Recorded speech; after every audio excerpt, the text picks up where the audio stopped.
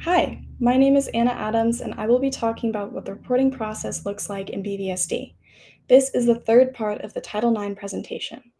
This section will include discussions around what the reporting process looks like in BVSD, including information on how you report and what happens after you report. First and foremost, when someone wants to submit a report, they have several options.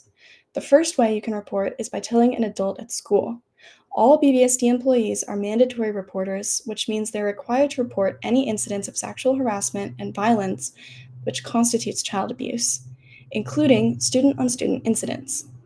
Mandatory reports are made to either law enforcement or child protective services. Telling an adult at school is a great way to report to someone familiar who can help you feel safe and make sure that you're getting the support that you need at school.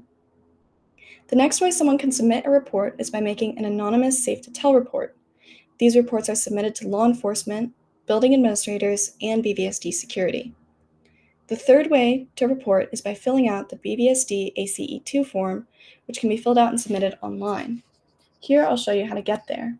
If you open up the Boulder Valley School District homepage or any BVSD website and click on this banner at the top which says Help for Students, it'll take you to this page, which if you scroll down, you'll find how to make a Title IX report, which has the ACE2 form in English and Spanish, and you'll also find how to make a bullying report or a discrimination report. The last way to file a report is by sending an email to title9@bvsd.org. Email reports are sent directly to the BVSD Title IX coordinator. After receiving your report, the coordinator will take appropriate next steps, which might include working with your building administrator or reaching out directly to you.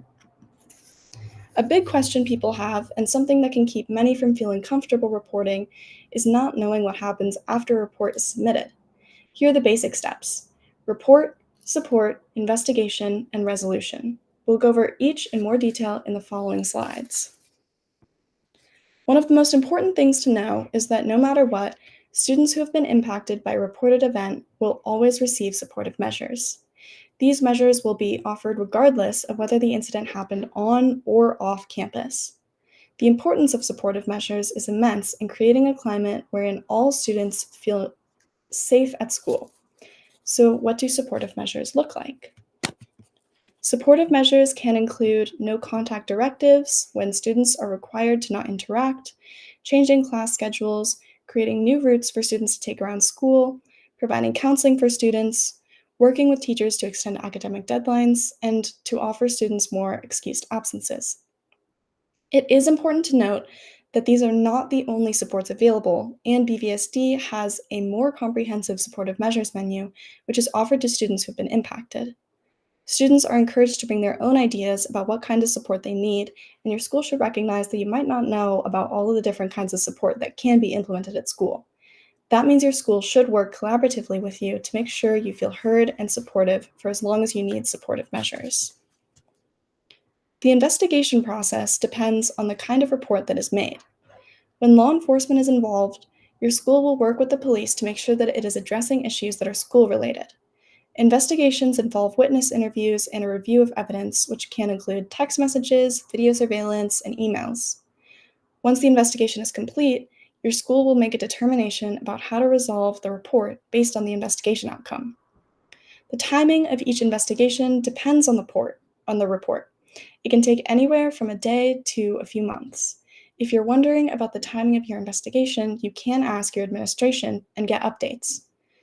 This can offer some clarification, as administration can share the status of the investigation and what part of the process they're in.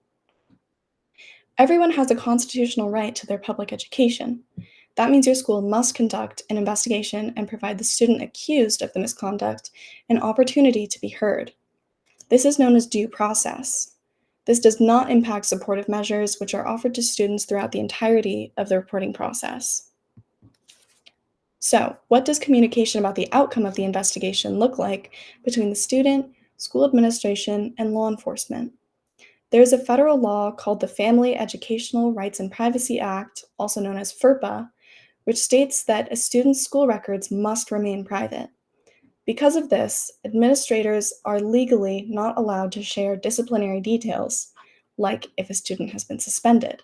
However, your school can share some details about the resolution, which might include that they have taken action and to make sure that the conduct you reported does not happen again.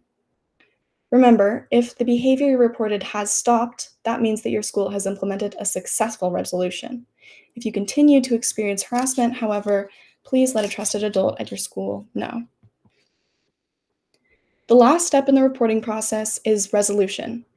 All resolutions are different but can look like traditional discipline, such as suspension, detention, and taking benefits away, such as being allowed to play sports. Or it can look like restorative justice. Students who report incidents of sex-based harassment will not be made aware of what kind of traditional discipline is used. This is due to the privacy law FERPA, which we discussed on the previous slide.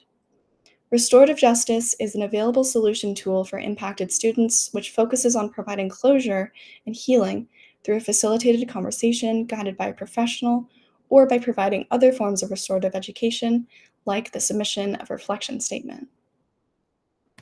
So to go over the takeaway, and the most important things to remember about the reporting process is that supports will be offered no matter the state of the investigation, such as if it happened on or off campus or if it has already been resolved.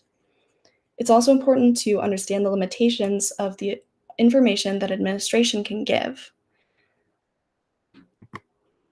Thank you so much for listening. And with that, we conclude Section 3 of the reporting process in the Title IX presentation.